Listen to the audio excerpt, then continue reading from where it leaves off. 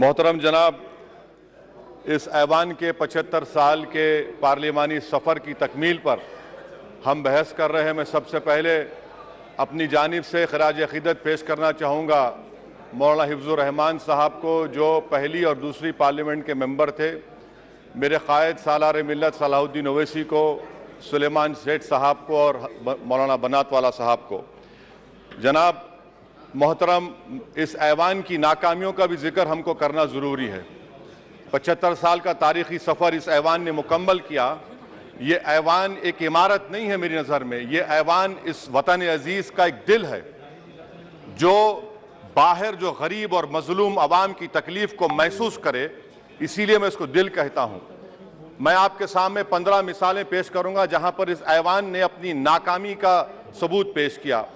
एक उस वक्त जब दिल्ली की सड़कों पर सिखों की नस्लकशी की जा रही थी। एक उस वक्त जब 6 दिसंबर को बाबरी मस्जिद की शहादत हुई।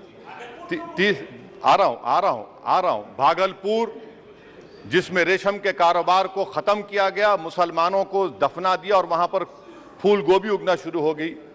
एक उस वक्त नाकामी साबित हुई जब मुजफ्फरनगर और गुजरात में नस्लकशी की गई।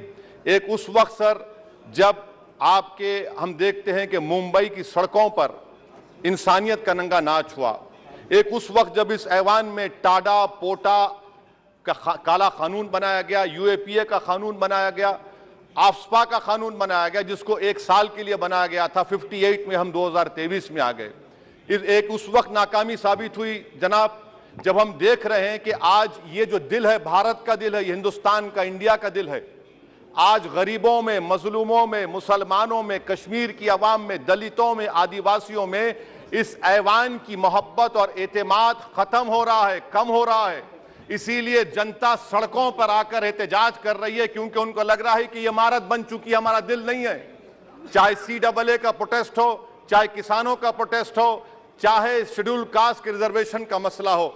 इसीलिए मैं आपके जरिए हम तमाम को मुतनब्बे करना चाह रहा हूं कि अगर हम रोडों पर इंसाफ करना जनता को अलाउ करेंगे, इस ऐवान को दिल नहीं रखेंगे, तो याद रखिए ये हमारी पार्लियामानी जमहूरियत के लिए बड़ा नुकसानदेह साबित होगा। और नुकसानदेह इसलिए भी होगा कि क्या हमको अपने ख्वाब गफलत से, अपनी जिम्मेदारियों से निभाने के लिए क्या भगत सिंह को आके बैठना पड़ेगा ऊपर कि देखो तुमने 75 साल में कैसा कानून बनाया और किसको कहां तक पहुंचा दिया। स्पीकर जनाब, इसीलिए मैं कह रहा हूं कि हम तमाम को अपनी जिम्मेदारियों को निभाना पड़ेगा। ये इमारतें ईंट से बनी हुई जरूर हैं, मगर ये इस इमारत में दिल है। इस इमारत को दिल के तौर पर बरकरार रखना पड़ेगा। स्पीकर सर, एक और मिसाल दे रहा हूं जहां पर इस ऐवान की नाकामी है। सर, अब तक लोकसभा के कितने 899 मेंबर कामयाब हुए। अब बताइए सर, पार्लियामेंट्री जमहूरियत में शराकतदारी की जमहूरियत है, रिप्रेजेंटेटिव फॉर्म ऑफ डेमोक्रेसी में 8,992 में कितने मुसलमान कामयाब हुए? कितने सर? 520, जबकि 1070 को इस ऐवान का मेंबर होना चाहिए था। कितना डिप्रीविएशन है सर, कितना डिप्रीविएशन है? 92% डिप्रीविएशन है। इस मौजूदा पार्लियामेंट में स्पीकर साहब सिर्फ 26 हैं, 14% मुसलमान और सिर्फ 4.8 उनका रिप्रेजेंटेशन है। बताइए, हम वोट डालने वाले बन गए, वोट लेने वाले नहीं बने। या तो हकीकत यह है कि आप वोट डालना नहीं चाहते उनको, आप सबको वोट डालेंगे, मगर जहां पर मुसलमान आएगा वो कामयाब नहीं होगा। बताइए, जब दिल में एक 14% आबादी की नुमाइंदगी नहीं होगी तो आप क्या फैसले करेंगे? क्या इस ऐवान को हम कहेंगे कि ये रिप्रेजेंटेटिव फॉर्म ऑफ डेमोक्रेसी है? स्पीकर साहब, मैं आपको एक और मिसाल देना चाह रहा हूं। बाबा साहेब अम्बेडकर ने सही कहा था, अंग्रेज उस जमाने में पार्लियामेंट बुलाते थे टैक्स बढ़ाने के लिए। हम उसी रास्ते पर जा रहे हैं, हम उसी रास्ते पर जा रहे हैं। हम तो बाबा साहेब अम्बेडकर को हमने सच साबित कर दिया। स्पीकर सर, आखिर में मैं आपको बताना चाहूंगा कि आज आप देखिए कि चाणक्य ने क्या कहा था। चाणक्य ने सही कहा था। चाणक्य ने सही कहा था कि जब राज चलाने वाले व्यापारी हो जाएंगे तो उस राज के लोग भिखारी हो जाएंगे। आज ये वक्त आ चुका है सर, आज ये वक्त आ चुका है कि क्या first pass the post system इस देश के लिए सही है, या फिर हम प्रोपोर्शनल फॉर्म ऑफ रिप्रेजेंटेशन को फॉलो करेंगे।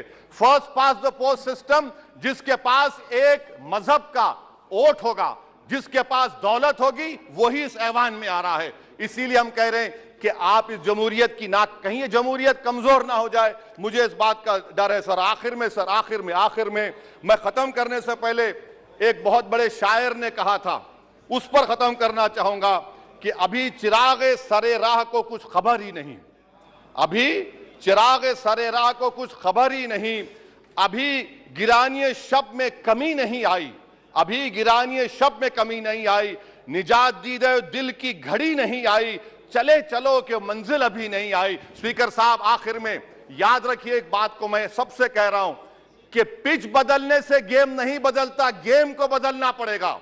आप पिच बदल रहे हैं, वरना याद रखिए जब तक हम अपने जमहूरी उसूलों पर, रूल ऑफ लॉ पर, संविधान पर अटूट अमल नहीं करेंगे, वरना याद रखिए कहीं नई इमारत भी हिटलर की राइक्सटैग की इमारत ना साबित हो जाए।